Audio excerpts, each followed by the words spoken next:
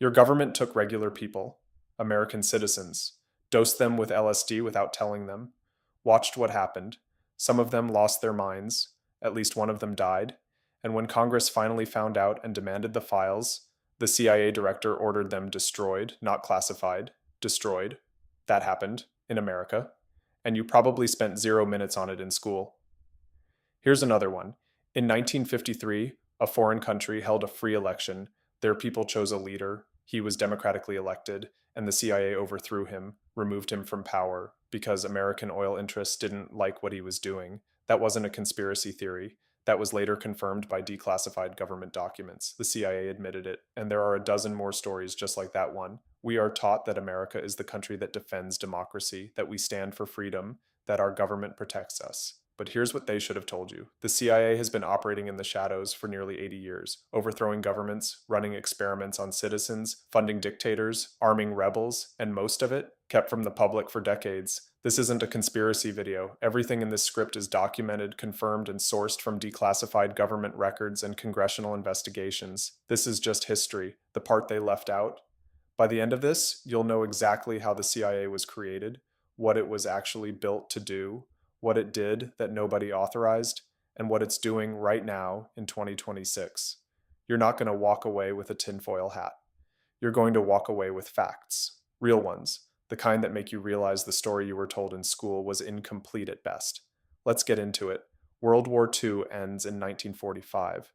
America just helped defeat Nazi Germany and Imperial Japan. We're the most powerful country on the planet. But here's the problem. During the war, we had something called the OSS, the Office of Strategic Services, spies, operatives, people who ran covert missions behind enemy lines. When the war ended, President Truman shut the OSS down. He didn't trust a peacetime spy agency. He thought it sounded too much like a secret police force. He was right to be worried. He just couldn't make it stick. Because almost immediately the Soviet Union started expanding. Eastern Europe was falling under communist control. The Cold War was starting, and American officials were terrified. So in 1947, Truman signed the National Security Act. That act created the CIA, the Central Intelligence Agency. The original mandate was narrow: coordinate intelligence, analyze information, advise the president. No mention of covert operations, no mention of overthrowing governments, no mention of running psychological experiments on human beings. That wasn't in the job description. But here's how it actually worked. The law used vague language, a phrase that said the CIA could perform other functions and duties as directed by the National Security Council, that four-word loophole. That's what they used to justify almost everything that came next. Within just a few years, the CIA wasn't just analyzing intelligence, it was running covert operations all over the world, funding political parties in foreign countries, bribing officials, planning assassinations, overthrowing governments. None of that was what Congress thought they were authorizing, but the CIA had found its lane. Let's talk about the operations, the ones that are now confirmed, declassified, not disputed. Iran, 1953. Iran had a democratically elected prime minister named Mohammad Mossadegh. He made one decision that changed everything. He nationalized Iran's oil industry. That means he said the oil in Iranian ground belongs to Iran, not to British and American oil companies. The CIA, working with British intelligence, organized a coup. They hired people to cause chaos in the streets. They bribed Iranian military officers. They created enough instability to force Mossadegh out. Then they put the Shah back in power, a monarch, an autocrat, who would keep the oil flowing to Western companies. The CIA admitted this in 2013 with declassified documents. The US government overthrew a democracy to protect oil profits. Let that land. Guatemala, 1954. Jacobo Arbenz was the elected president of Guatemala. He started a land reform program that affected a company called United Fruit, an American corporation that owned massive amounts of Guatemalan land. United Fruit had connections to high-ranking CIA officials. Within months, the CIA launched Operation PB Success, propaganda, a small military force, psychological warfare.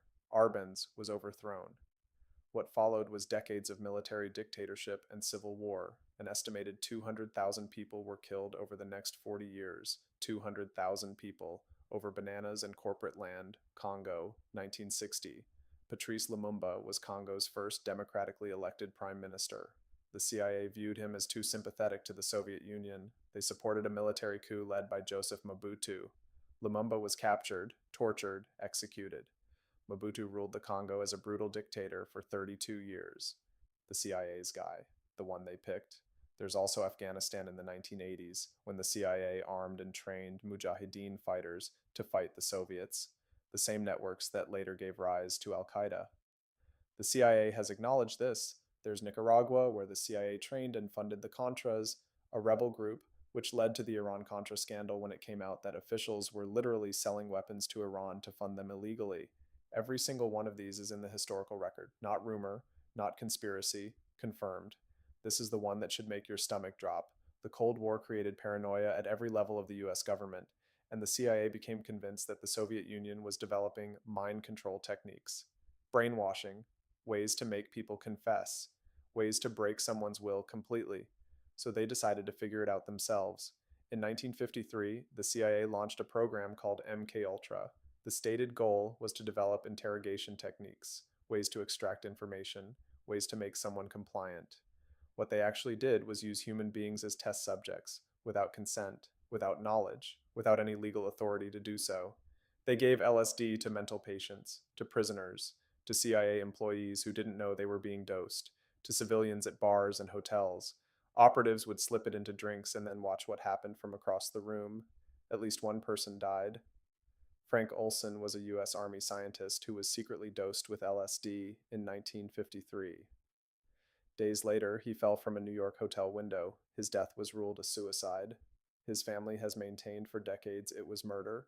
In 2022, a medical examiner's review concluded the evidence was consistent with homicide. He was never told what was in his drink.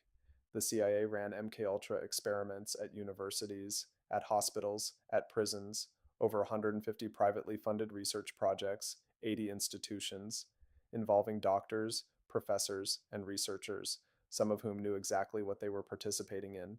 When a congressional investigation got close in 1973, the CIA director at the time, Richard Helms, ordered the files destroyed. Most of the records are gone. What we know comes from a small batch of financial records that were accidentally misfiled and survived. We don't know the full extent of what they did. We never will, because they burned the evidence. There was a Senate investigation in 1977. People testified. The government acknowledged the program was real and illegal. And then it kind of just became a footnote. No one went to prison. No one was held accountable. The program just ended, and the people who ran it retired with their pensions. That should make you furious. Because it should. Okay, so that was then. What about now? The CIA in 2026 has an official budget that's part of the broader National Intelligence Program.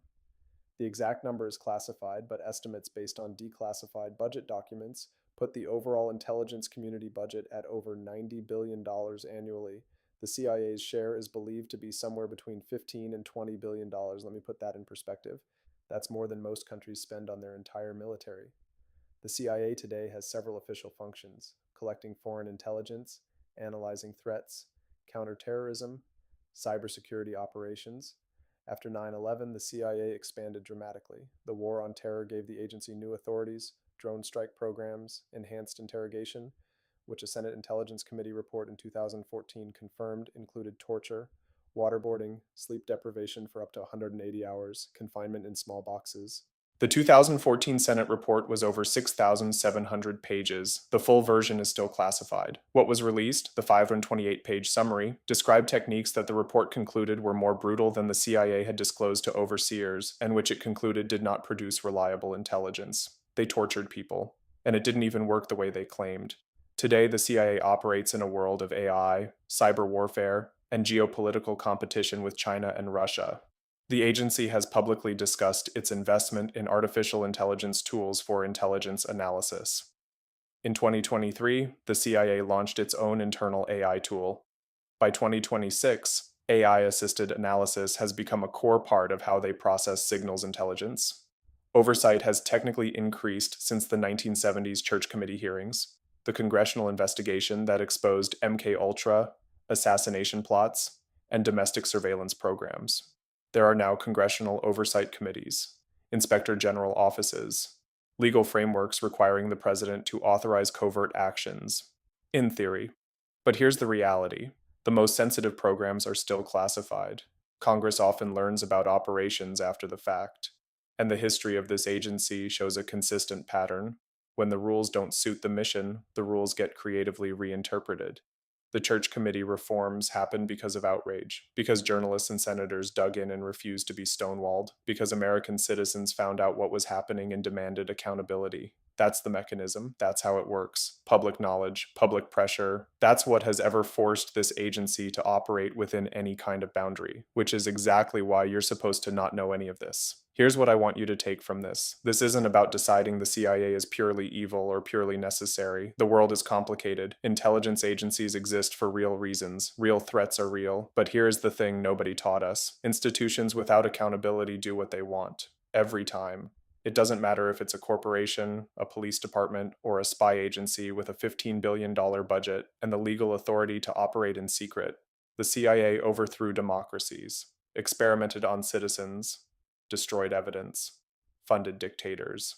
And the reason any of us know about it is because journalists investigated, senators pushed, and ordinary people got loud enough that the government had no choice but to open some of the files. The Church Committee hearings happened in 1975 because people demanded them. The MKUltra documents that survived did so by accident and became public because a journalist filed a Freedom of Information request.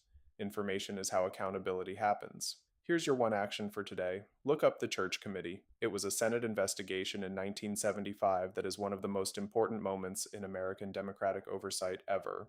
The findings are public, the hearings are documented, and reading even a summary of what that committee uncovered will change how you understand the relationship between government power and democratic accountability. It also explains why oversight laws were passed, and how those laws have been tested and stretched ever since. You should know this history, not to be paranoid, not to distrust everything, but because informed citizens are the only thing that has ever actually kept power in check.